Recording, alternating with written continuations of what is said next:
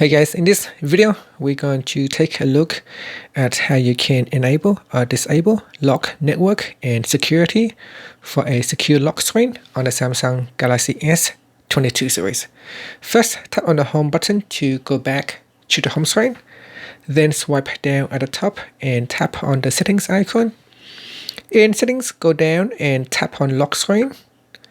Then we go down and tap on secure lock settings. Next, we put in the current screen pin or password or a pattern lock. Then we go down and tap on lock network and security.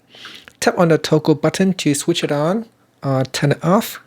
Once this is turned on, you can prevent Wi-Fi and mobile data from being turned off when your phone is locked. This is quite a handy feature because if you lost your device and someone trying to turn off Wi-Fi or mobile data, if it is disconnected from the internet, then you will not be able to remotely find your device.